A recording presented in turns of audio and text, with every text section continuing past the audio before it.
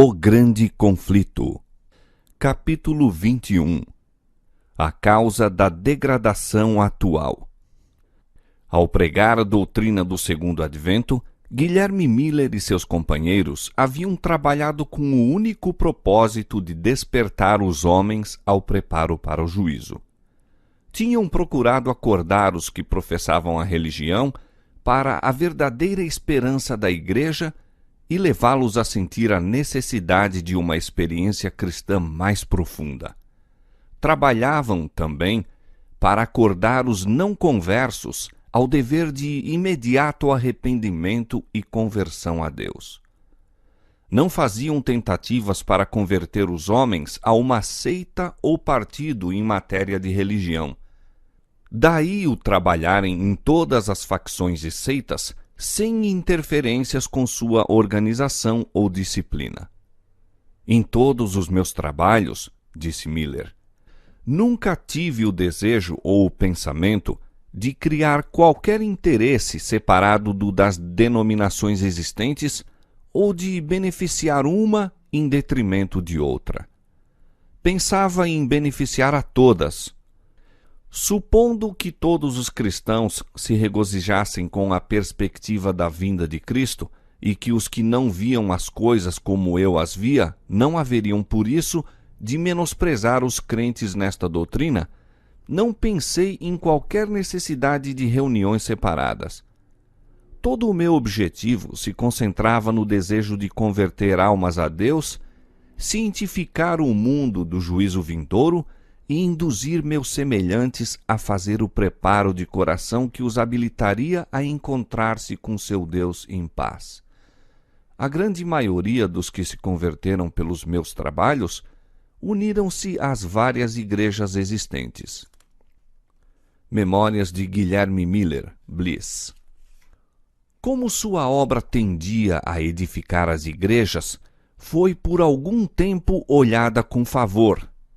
Mas, decidindo-se os pastores e os dirigentes religiosos contra a doutrina da segunda vinda de Cristo, e desejando suprimir toda agitação a respeito, não somente se opuseram a ela do púlpito, mas também negaram a seus membros o privilégio de assistir a pregações sobre o assunto ou mesmo falar de tal esperança nas reuniões de oração da igreja. Assim, encontraram-se os crentes em grande provação e perplexidade. Amavam suas igrejas e repugnavam-lhes o separar-se delas. Mas, como vissem suprimido o testemunho da palavra de Deus e negado o direito de investigar as profecias, compreenderam que a lealdade para com o Senhor lhes vedava a submissão. Não poderiam considerar os que procuravam excluir o testemunho da palavra de Deus como constituindo a Igreja de Cristo coluna e base da verdade. Daí, os se sentirem justificados em desligar-se dessas congregações. No verão de 1844, aproximadamente 50.000 se retiraram das igrejas. Por esse tempo, uma assinalada mudança se presenciou na maioria das igrejas dos Estados Unidos. Havia muitos anos se vinha verificando uma conformação cada vez maior, gradual mas constante, com as práticas e costumes do mundo e, bem assim, um declínio correspondente da verdadeira vida espiritual. Mas, naquele ano, evidenciou-se uma decadência súbita e notável em quase todas as igrejas do país. Se bem que ninguém parecesse capaz de indicar a causa, o fato em si mesmo era largamente notado e comentado tanto pela imprensa como do púlpito. Numa reunião do presbitério de Filadélfia, o Sr. Barnes, autor de um comentário largamente usado e pastor de uma das principais igrejas daquela cidade, declarou que estava no ministério fazia 20 anos e nunca, até a última comunhão, tinha administrado a ordenância sem receber na igreja novos membros, ora mais, ora menos. Agora, acrescentou, não há despertamento nem conversões, tampouco se evidencia crescimento em graça por parte dos que professam a religião, e ninguém chegava ao seu gabinete de estudo a fim de falar a respeito da salvação da alma. Com o prosperar dos negócios e as brilhantes perspectivas do comércio e da indústria, aumentou o espírito de mundanismo. Isto se dá com todas as denominações. No mês de fevereiro do mesmo ano, o professor Finney do Colégio Oberlin disse: "Temos tido perante o Espírito o fato de que, em geral, as igrejas protestantes de nosso país são como tais, ou apáticas ou hostis a quase todas as reformas morais da época. Há algumas exceções, todavia insuficientes para que isso deixe de ser geral. Nota-se, além disso, a falta quase universal de influência revivificadora nas igrejas. A apatia espiritual invade quase tudo e é terrivelmente profunda. Assim testifica a imprensa religiosa de todo o país. Quase que geralmente, os membros da igreja estão se tornando seguidores da moda. Dão mãos aos descrentes nas reuniões de prazer, nas danças, nas festas, etc. Mas não necessitamos de nos expandir neste assunto lastimável. Basta que as provas se intensifiquem e se despenhem pesadamente sobre nós para mostrar que as igrejas em geral se estão degenerando lamentavelmente. Elas se têm afastado muito do Senhor, que se retirou delas." E um escritor no Religious Telescope testificou: "Nunca testemunhamos declínio religioso tão generalizado como no presente. Em verdade, a Igreja deveria despertar e pesquisar a causa desta situação aflitiva, pois, como aflito é que deveria ser encarado este estado de coisas por todo aquele que ama a Sião. Quando nos lembramos de quão poucos e espaçados casos de verdadeira conversão existem, e da insolência e obstinação dos pecadores, quase sem precedentes, exclamamos como que involuntariamente: esqueceu-se Deus de ser misericordioso? Ou está fechada a porta da graça? Semelhante condição nunca prevalecera sem causa na própria igreja. As trevas espirituais que caem sobre as nações, igrejas e indivíduos são devidas não à retirada arbitrária do socorro da graça divina por parte de Deus, mas à negligência ou rejeição da luz divina por parte dos homens. Exemplo frisante desta verdade vê-se na história do povo judeu no tempo de Cristo. Pelo apego ao mundo e esquecimento de Deus e sua palavra, tornou-se-lhes obscurecido o entendimento e o coração mundano e sensual. Daí estarem em ignorância quanto ao advento do Messias e, em seu orgulho e incredulidade, rejeitarem o Redentor.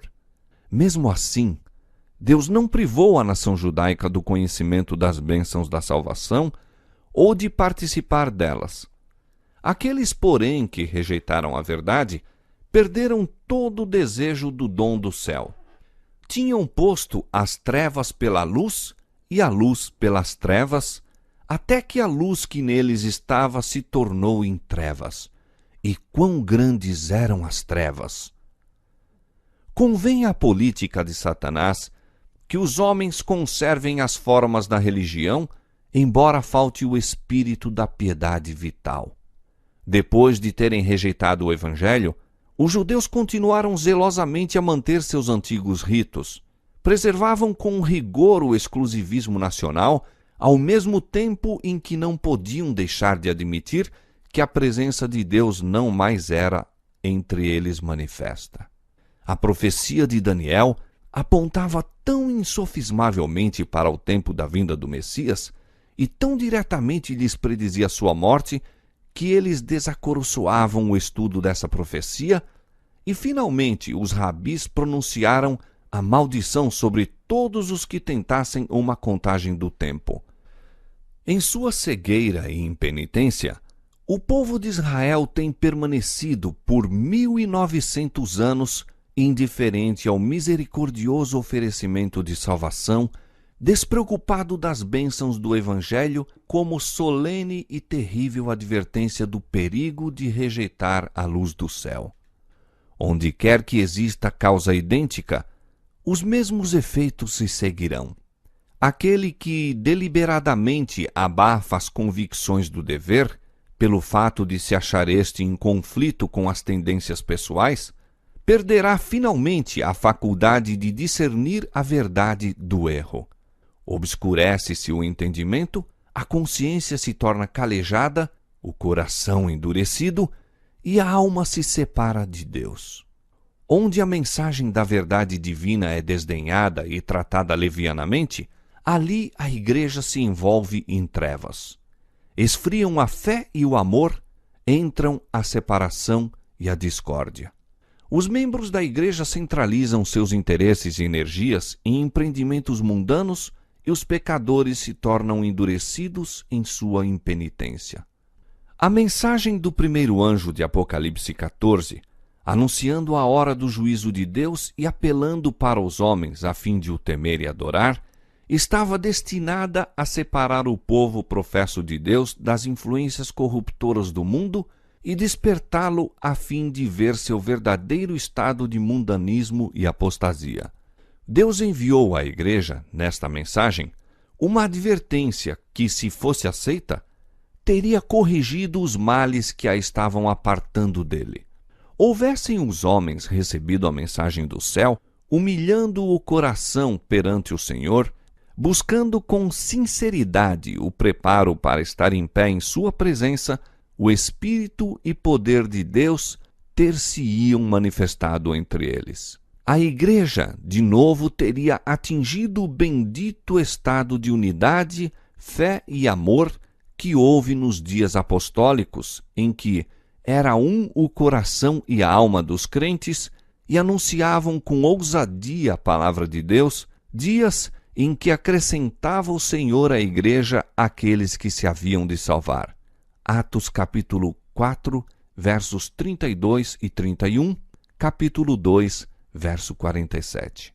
Recebesse o professo povo de Deus a luz tal como lhe refugie da sua palavra, e alcançaria a unidade por que Cristo orou, a qual o apóstolo descreve como a unidade do Espírito pelo vínculo da paz. Há, diz ele, um só corpo e um só Espírito, como também fostes chamados em uma só esperança da vossa vocação, um só Senhor, uma só fé, um só batismo. Efésios capítulo 4, versos 3 a 5. Foram estes os benditos resultados fruídos pelos que aceitaram a mensagem adventista. Vieram de denominações várias e as barreiras denominacionais foram arremessadas ao chão. Credos em conflito eram reduzidos a átomos. A esperança de um milênio terreal, em desacordo com a Escritura Sagrada, foi posta de lado e corrigidas opiniões falsas sobre o segundo advento. Varridos o orgulho e a conformação ao mundo, repararam-se injustiças, os corações se uniram na mais doce comunhão e o amor e a alegria reinaram supremos. Se esta doutrina fez isto pelos poucos que a receberam, o mesmo teria feito a todos se todos a houvessem recebido. Mas as igrejas em geral não aceitaram a advertência. Os pastores, que como atalaias sobre a casa de Israel, deveriam ter sido os primeiros a discernir os sinais da vinda de Jesus, não quiseram saber a verdade, quer pelo testemunho dos profetas, quer pelos sinais dos tempos. À medida que as esperanças e ambições mundanas lhes encheram o coração, arrefeceram o amor para com Deus e a fé em sua palavra. E quando a doutrina do advento era apresentada, apenas suscitava preconceito e descrença. O fato de ser a mensagem, em grande parte pregada por leigos, era insistentemente apresentado como argumento contra a mesma. Como na antiguidade, ao claro testemunho da palavra de Deus opunha-se a indagação. Tem crido alguns dos príncipes ou dos fariseus? E vendo quão difícil tarefa era refutar os argumentos aduzidos dos períodos proféticos, muitos desacoroçoavam o estudo das profecias ensinando que os livros proféticos estavam selados e não deveriam ser compreendidos. Multidões, confiando implicitamente nos pastores, recusaram-se a ouvir a advertência, e outros, ainda que convictos da verdade, não ousavam confessá-la para não serem expulsos da sinagoga. A mensagem que Deus enviara para provar e purificar a igreja revelou com muita evidência quão grande era o número dos que haviam posto a afeição neste mundo ao invés de Cristo. Os laços que os ligavam à terra mostravam-se mais fortes do que as atrações ao céu. Preferiam ouvir a voz da sabedoria mundana e desviavam-se da probante mensagem da verdade. Rejeitando a advertência do primeiro anjo, desprezaram os meios que o céu provera para a sua restauração. Desacataram o mensageiro de graça que teria corrigido os males que os separavam de Deus e, com maior avidez, volveram à busca da amizade do mundo. Eis aí a causa da terrível condição de mundanismo, apostasia e morte espiritual que prevalecia nas igrejas em 1844. No capítulo 14 do Apocalipse, o primeiro anjo é seguido por um segundo anjo que proclama: Caiu, caiu Babilônia, aquela grande cidade que a todas as nações deu a beber do vinho da ira da sua prostituição. Apocalipse 14, 8. O termo Babilônia é derivado de Babel e significa confusão. É empregado nas Escrituras para designar as várias formas de religião falsa ou apóstata. Em Apocalipse capítulo 17, Babilônia é representada por uma mulher, figura que a Bíblia usa como símbolo de igreja, sendo uma mulher virtuosa a igreja pura e uma mulher abjeta a igreja apóstata. Nas Escrituras, o caráter sagrado e permanente da relação entre Cristo e sua igreja é representado pela união matrimonial. O Senhor uniu a si o seu povo por meio de um concerto solene, prometendo-lhe ser seu Deus, enquanto o povo se comprometia a ser unicamente dele. Disse o Senhor: E desposar-te-ei comigo para sempre. Desposar-te-ei comigo em justiça, e em juízo, e em benignidade, e em misericórdias. Oséias 2:19. E no outro lugar, eu vos desposarei. Jeremias 3:14. E São Paulo emprega a mesma figura no Novo Testamento quando diz: Porque vos tenho preparado para vos apresentar como uma virgem pura a um marido, a saber, a Cristo. 2 Coríntios 11, 2. A fidelidade da Igreja para com Cristo, permitindo que sua confiança e afeição dele se desviem e consentindo que o amor às coisas mundanas ocupe a alma, é comparada com a violação do voto conjugal. O pecado de Israel, afastando-se do Senhor, é apresentado sob esta figura, e o maravilhoso amor de Deus, que assim desprezam, é descrito de maneira tocante. Dei-te juramento e entrei em concerto contigo, diz o Senhor Jeová, e tu ficaste sendo minha. E foste formosa em extremo, e foste próspera, até chegares a ser rainha. E correu a tua fama entre as nações por causa da tua formosura, pois era perfeita por causa da minha glória que eu tinha posto sobre ti. Mas confiaste na tua formosura e te corrompeste por causa da tua fama. Como a mulher se aparta aleivosamente do seu companheiro, assim aleivosamente te houveste comigo, ó casa de Israel, diz o Senhor. Como a mulher adúltera que, em lugar de seu marido, recebe os estranhos. Ezequiel capítulo 16, verso 8, versos 13 a 15 e verso 32, e Jeremias capítulo 3, verso 20. No Novo Testamento, expressão muito semelhante é dirigida aos professos cristãos que buscam a amizade do mundo, de preferência ao favor de Deus. Diz o apóstolo São Tiago: Adúlteros e adúlteras, não sabeis vós que a amizade do mundo é inimizade contra Deus? Portanto, qualquer que quiser ser amigo do mundo, constitui-se inimigo de Deus.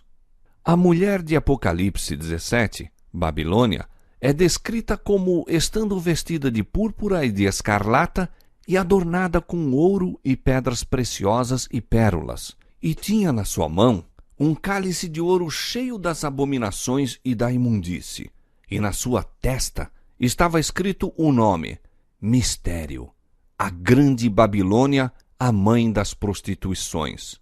Diz o profeta: vi que a mulher estava embriagada do sangue dos santos e do sangue das testemunhas de Jesus. Declara ainda ser Babilônia a grande cidade que reina sobre os reis da terra. Apocalipse capítulo 17, versos 4 a 6 e verso 18. O poder que por tantos séculos manteve despótico domínio sobre os monarcas da cristandade é Roma. A cor púrpura e escarlata, o ouro, as pérolas e pedras preciosas pintam ao vivo a magnificência e extraordinária pompa ostentadas pela altiva Sé de Roma. E de nenhuma outra potência se poderia, com tanto acerto, declarar que está embriagada do sangue dos santos, como daquela igreja que tão cruelmente tem perseguido os seguidores de Cristo. Babilônia é também acusada do pecado de relação ilícita com os reis da terra. Foi pelo afastamento do Senhor e aliança com os gentios que a igreja judaica se tornou prostituta. E Roma, corrompendo-se de modo semelhante ao procurar o apoio dos poderes do mundo, recebe condenação idêntica. Declara-se que Babilônia é mãe das prostitutas. Como suas filhas, devem ser simbolizadas as igrejas que se apegam às suas doutrinas e tradições, seguindo-lhe o exemplo em sacrificar a verdade e a aprovação de Deus, a fim de estabelecer uma aliança ilícita com o mundo. A mensagem de Apocalipse 14, anunciando a queda de Babilônia, deve aplicar-se às organizações religiosas que se corromperam. Visto que esta mensagem se segue à advertência acerca do juízo, deve ser proclamada nos últimos dias. Portanto, não se refere apenas à Igreja de Roma, pois que esta igreja tem estado em condição decaída há muitos séculos. Demais, no capítulo 18 do Apocalipse, o povo de Deus é convidado a sair de Babilônia. De acordo com esta passagem, muitos do povo de Deus ainda devem estar em Babilônia. E em que corporações religiosas se encontrará hoje a maior parte dos seguidores de Cristo? Sem dúvida, nas várias igrejas que professam a fé protestante. Ao tempo em que surgiram, assumiram estas uma nobre posição no tocante a Deus e a verdade, e sua bênção com elas estava. Mesmo o mundo incrédulo foi constrangido a reconhecer os benéficos resultados que se seguiam à aceitação dos princípios do Evangelho. Nas palavras do profeta a Israel: "E correu a tua fama entre as nações por causa da tua formosura, pois era perfeita por causa da minha glória que eu tinha posto sobre ti, diz o Senhor Jeová." Ezequiel capítulo 16, verso 14. Caíram, porém, pelo mesmo desejo que foi a maldição e ruína de Israel, o desejo de imitar as práticas dos ímpios e buscar-lhes a amizade. Confiaste na tua formosura e te corrompeste por causa da tua fama. Ezequiel 16, 15. Muitas das igrejas protestantes estão seguindo o exemplo de Roma na iníqua aliança com os reis da terra. Igrejas do Estado, mediante suas relações com os governos seculares, e outras denominações pela procura do favor do mundo. E o termo Babilônia, confusão, pode apropriadamente aplicar-se a estas corporações. Todas professam derivar suas doutrinas da Escritura Sagrada e, no entanto, estão divididas em quase inúmeras seitas com credos e teorias grandemente contraditórios. Além da pecaminosa união com o mundo, as igrejas que se separaram de Roma apresentam outras características desta. Uma obra católica romana argumenta que, se a Igreja de Roma foi culpada de idolatria com relação aos santos, sua filha, a Igreja Anglicana, tem a mesma culpa, pois tem 10 igrejas dedicadas a Maria para uma dedicada a Cristo. E o Dr. Hopkins, no Tratado sobre o Milênio, declara: não há motivo para se considerar o espírito e prática anticristãos como sendo restritos aos que hoje se chama a Igreja de Roma. Nas igrejas protestantes, muito se encontra do anticristo e longe estão de se acharem completamente reformadas das corrupções e impiedade. Com respeito à separação da Igreja Presbiteriana da de Roma, escreve o Dr. Guthrie: há 300 anos, nossa Igreja, com uma Bíblia aberta em seu estandarte e ostentando esta divisa, examinai as Escrituras, saiu das portas de Roma. Faz logo a significativa pergunta: saíram de Babilônia limpos? A Igreja Anglicana, diz Spurgeon, parece estar profundamente minada pelo sacramentarismo, mas os dissidentes parecem quase tão contaminados pela incredulidade filosófica quanto ela. Aqueles de quem esperávamos melhores coisas estão se desviando um a um dos fundamentos da fé. O coração da Inglaterra mesmo, creio eu, está completamente carcomido por uma condenável incredulidade que ousa, todavia, ir ao púlpito e intitular-se cristã. Qual foi a origem desta grande apostasia? Como, a princípio, se afastou a Igreja da simplicidade do Evangelho, conformando-se com as práticas do paganismo, a fim de facilitar a aceitação da doutrina cristã pelos pagãos. O apóstolo São Paulo, em seus dias, declarou: já o mistério da injustiça opera, segundo Tessalonicenses 2:7.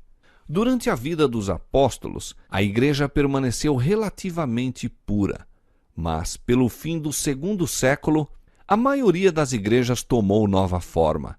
Desapareceu a primitiva simplicidade e, insensivelmente, ao baixarem ao túmulo os velhos discípulos, seus filhos, juntamente com os novos conversos, puseram-se à frente da causa e lhe deram novo molde.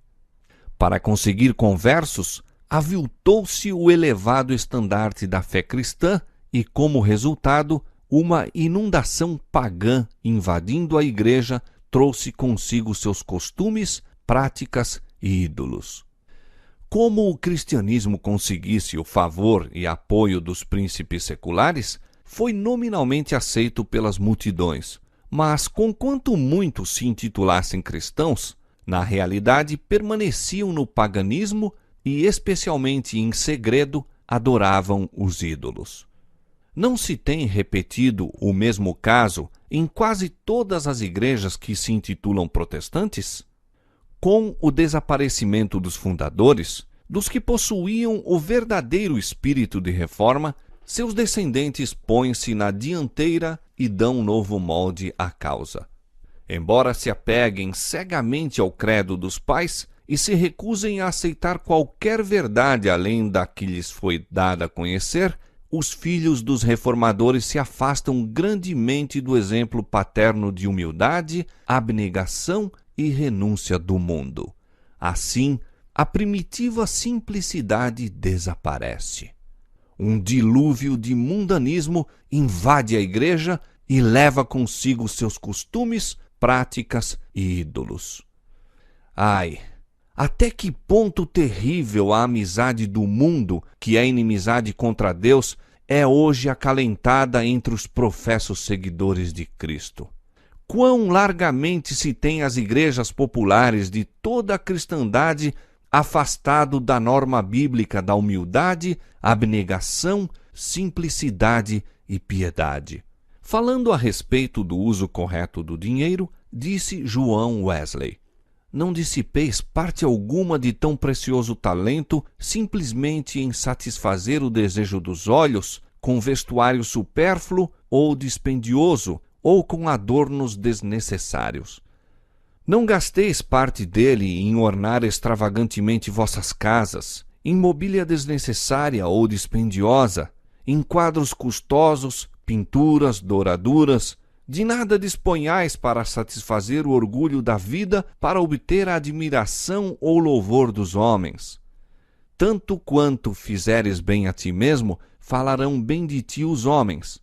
Tanto quanto vos vistais de púrpura e de linho finíssimo, e vivais todos os dias regalada e resplendidamente, não há dúvida de que muitos aplaudirão vossos gastos elegantes, vossa generosidade e hospitalidade, mas não compreis tão caro o aplauso. Estai antes contentes com a honra que vem de Deus. Entretanto, em muitas igrejas de nosso tempo, este ensino é desatendido. Professar uma religião tornou-se moda no mundo. Governantes, políticos, advogados, médicos, negociantes aderem à igreja como o meio de alcançar o respeito e confiança da sociedade e promover os seus próprios interesses mundanos. Procuram, destarte, encobrir sob o manto do cristianismo todas as suas transações injustas. As várias corporações religiosas, robustecidas com a riqueza e influência dos mundanos batizados, mais ainda se empenham em obter maior popularidade e proteção. Pomposas igrejas, embelezadas de maneira a mais extravagante, erguem-se nas movimentadas avenidas. Os adoradores vestem-se com luxo e de acordo com a moda. Elevado salário é pago ao talentoso pastor para entreter e atrair o povo. Seus sermões não devem tocar nos pecados populares, mas deverão ser suaves e agradáveis aos ouvidos da aristocracia. Deste modo, ímpios de elevada posição são alistados nos registros da Igreja e os modernos pecados escondidos sob o véu da piedade. Comentando a atitude atual dos professos cristãos para com o mundo, diz um dos principais jornais seculares: insensivelmente, a Igreja tem seguido o espírito da época e adaptado suas formas de culto às necessidades modernas. Todas as coisas, na verdade, que contribuem para tornar atraente a religião, a Igreja hoje emprega como seus instrumentos. E um escritor no Independent de Nova York assim fala a respeito do metodismo atual. A linha de separação entre os religiosos e irreligiosos se desvanece numa espécie de penumbra e homens zelosos de ambos os lados estão labutando para obliterar toda a diferença entre seu modo de agir e seus prazeres. A popularidade da religião tende grandemente a aumentar o número dos que desejam aurir-lhe os benefícios, sem, de maneira honrada, fazer frente aos seus deveres. Diz Howard Crosby: é assunto para séria preocupação o encontrarmos a Igreja de Cristo negligenciando o cumprimento dos desígnios do Senhor.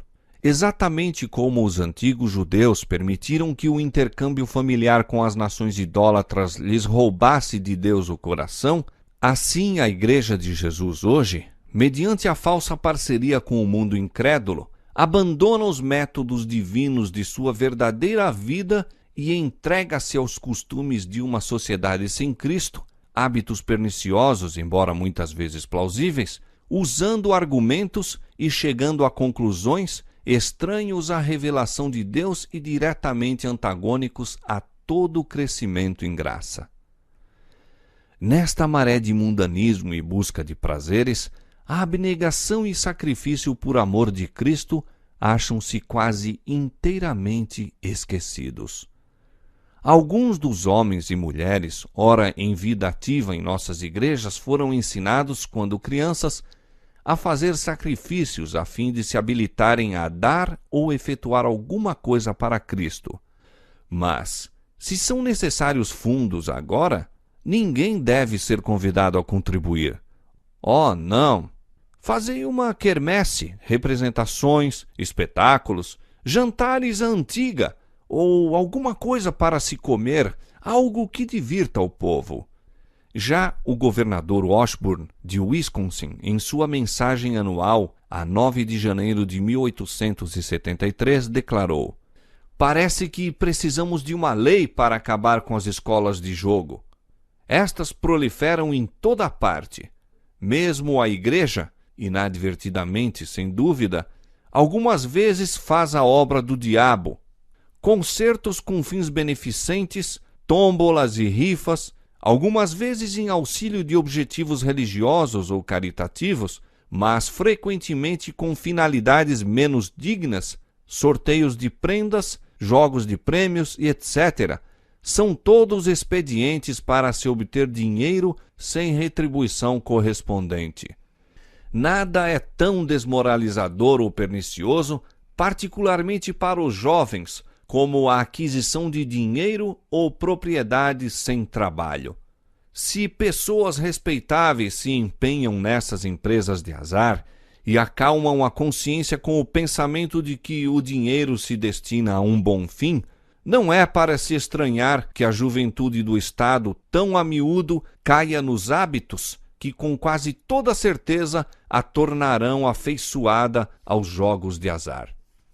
O espírito de condescendência com o mundo está a invadir as igrejas por toda a cristandade. Roberto Atkins, num sermão pregado em Londres, pinta tenebroso quadro do declínio espiritual que prevalece na Inglaterra. Os verdadeiros justos estão desaparecendo da terra e ninguém leva isto a sério. Os que atualmente em todas as igrejas professam a religião são amantes do mundo, condescendentes com o mundo, afeiçoados ao conforto pessoal e desejosos de honras. São chamados a sofrer com Cristo, mas temem o vitupério. Apostasia, apostasia, apostasia está mesmo gravado na frente de cada igreja. E se elas o soubessem e o sentissem, poderia haver esperança. Mas, ai, elas exclamam: rico sou e estou enriquecido, e de nada tenho falta. O grande pecado imputado à Babilônia é que a todas as nações deu a beber do vinho da ira da sua prostituição.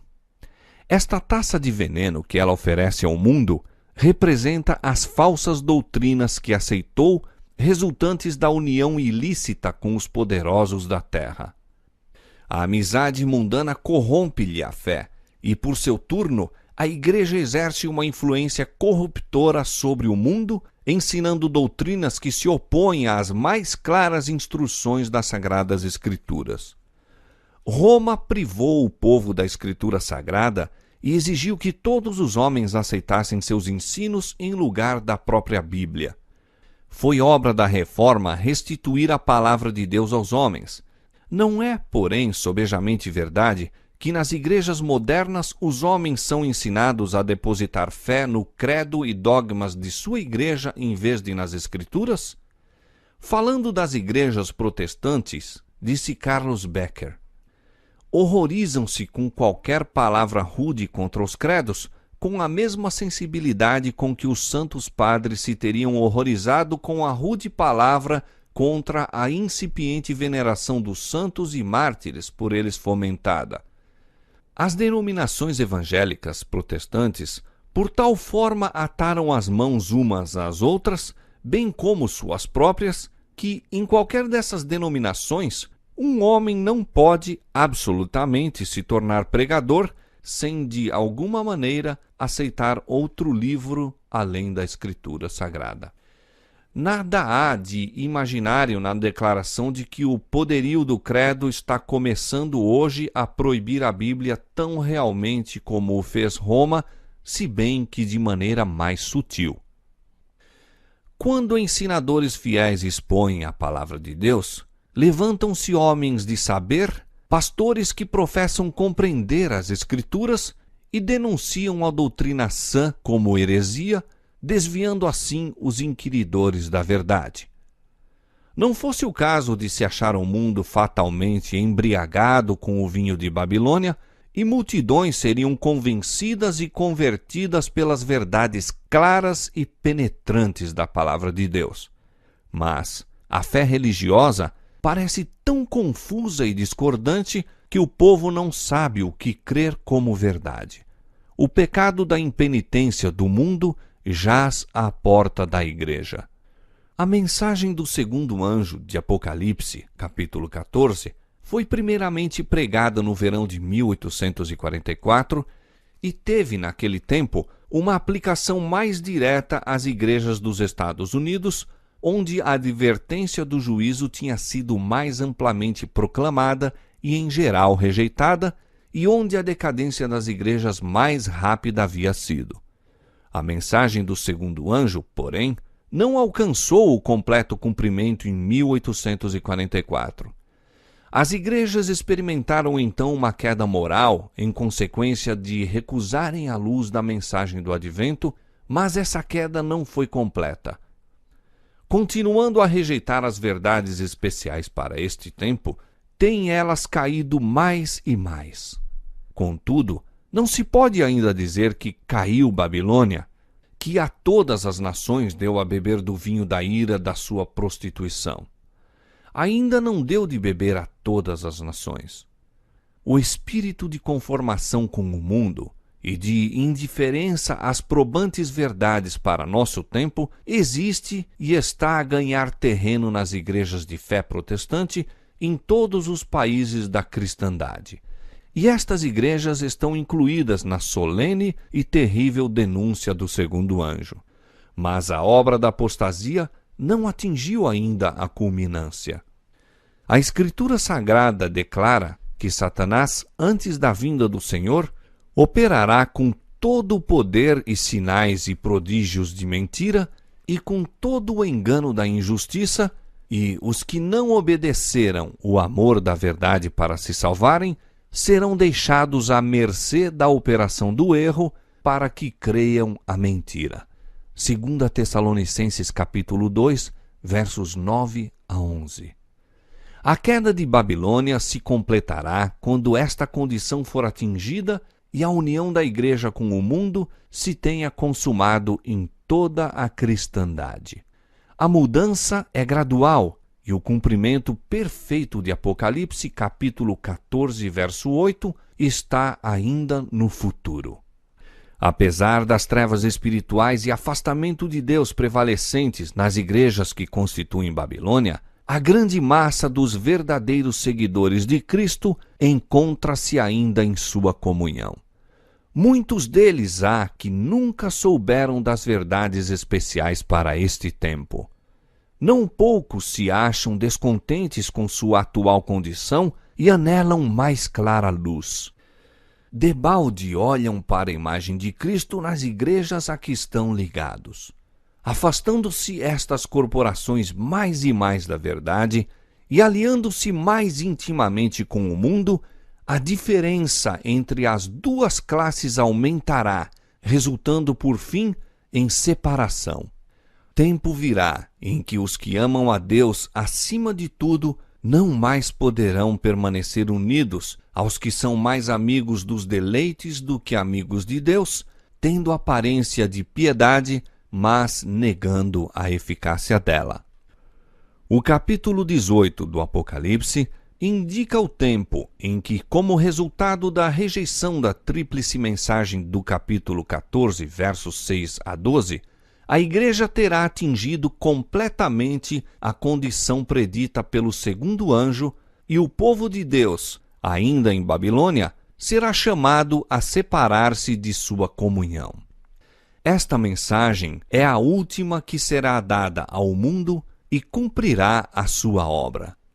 Quando os que não creram a verdade, antes tiveram prazer na iniquidade, 2 Tessalonicenses capítulo 2, verso 12, forem abandonados para que recebam a operação do erro e creiam a mentira, a luz da verdade brilhará, então, sobre todos os corações que se acham abertos para recebê-la, e os filhos do Senhor, que permanecem em Babilônia, atenderão ao chamado: sai dela, povo meu. Apocalipse 18, 4.